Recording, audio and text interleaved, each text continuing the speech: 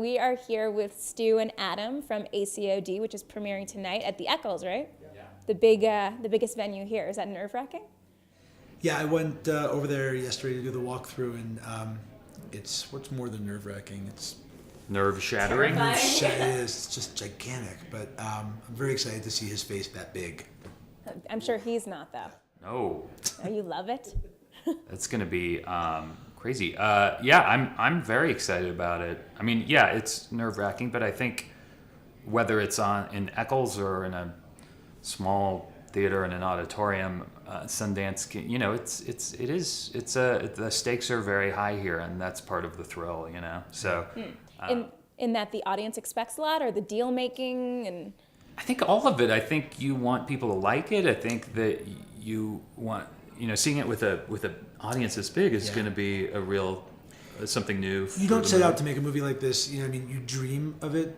You sit down to write. I'm going to direct it. It's going to get into Sundance and all that. But you don't really, once you start making it, all that goes away, and it's just constant roadblocks, And so to actually be at Sundance, for starters, is a dream come true. Yeah. And to be premiering at Eccles, especially for our movie, which is funny and relatable. I think a lot of people, I was actually thinking if... It has to be depressing and, unrelatable to be a Sundance. Yeah, and then those movies go to the Egyptian. But to be at Eccles, I think, I was there at a movie last night, and it's so wide, the laughs ripple through like a wave. It's incredible, and I'm really excited to hear the audience. Yeah. I was thinking about, at some point, I was talking to Trevor Groth, and he was saying, I wonder if we asked everybody, in the audience, who here is an A.C.O.D? Raise your hand. Yeah. Half of 1,600 people would raise their hand, There's even a lovely bit at the end of the movie, over the credits, where Stu went around the crew on the movie and asked who's an A.C.O.D and kind of briefly explain your experience. And it was funny when I watched the bit. I was like, wow, almost everyone in the crew is an adult child of divorce. Right. Yeah. So the A.C.O.D stands for Adult Children of Divorce. We should let everyone know. And tell us quickly, in your words, what the movie's about. The movie's about a guy played by Scott who basically grew up in a very, very combative family, bad divorce, and kind of has grown up and is kind of feels like he's a survivor of the Titanic. He's come out clean, and he's got it all figured out.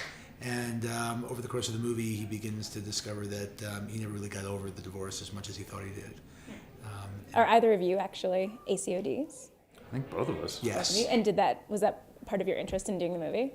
Yeah. I mean, aside from it just being a great script and hilarious, and Stu being an all-around terrific, brilliant man. Yes. I was a child of divorce, but it was a very, I had a great childhood, and there was never any conflict in the household. It was actually the nicest way any divorce could happen. My parents did a wonderful job of, just settling it away from the children. It was great. But I find it incredibly interesting in how it affects people in their adult life and the sort of patterns it sets with people's behavior. Yeah. Adam and I are a similar age, and we both came of age. Early 30s. Early 30s. And we're part of that first generation whose parents got divorced en masse, where it really was, before us, the divorce rate was under 20%. It was sort of an anomaly, when I was growing up, everybody in the neighborhood was getting divorced. Yeah. Everybody's parents. And my parents sat me down and said, we're never going to get divorced. And a year later, my dad moved out. Gee whiz. Really? Yeah. Wow. And, but it didn't, we grew up on movies like Kramer versus Kramer that were serious, tragic, dramatic. And what's great about A.C.O.D is that, my family's divorce was sad and whatever, but it was funny. They were looking back on it. There were things that were really funny and irreverent, and you're a kid, but you're forced to be an adult at a very young age. And how now there's so many of us who have come of age, and we're trying to find relationships of our own, and we're trying to figure out our own love.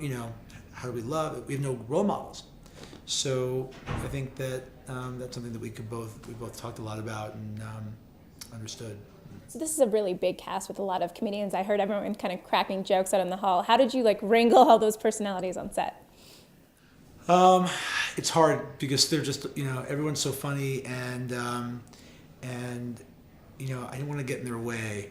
The thing for me, and Adam and I talked a lot about this before we started the movie, was we got to nail the stakes of the movie, and I think we did it.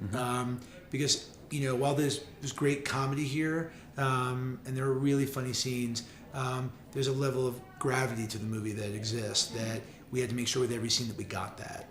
And but beyond that, to have incredibly, what I consider to be, comic geniuses across the board.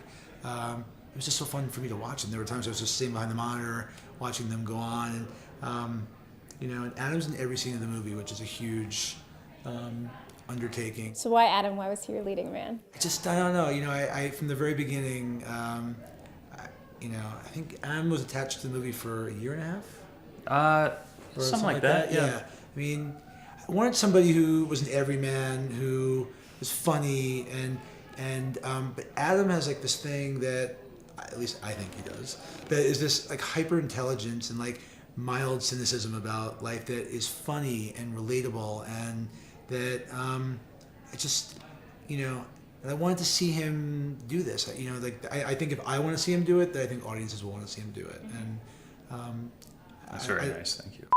I don't want to. Very nice. I don't want to jump. Yeah. I don't want to jump the gun, but he's so good in the movie, and I'm so proud of him. And I think a lot of people are going to see that. Thanks. Adam, how many times have you been to Sundance?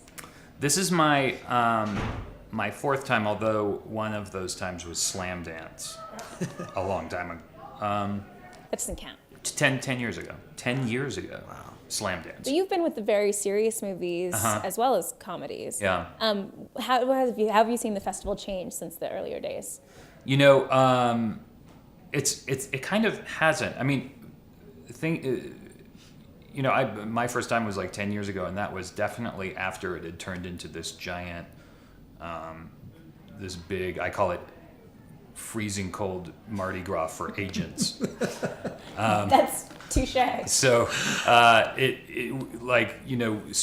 there's sponsors and swag rooms and all of that. It's just a giant, huge thing. So it's kind of always been that way. Yeah. I feel like in the past couple of years, they've content-wise been sort of bringing it back down to earth a little bit, which I think is great. There's some tiny, tiny movies here, which I think is just wonderful.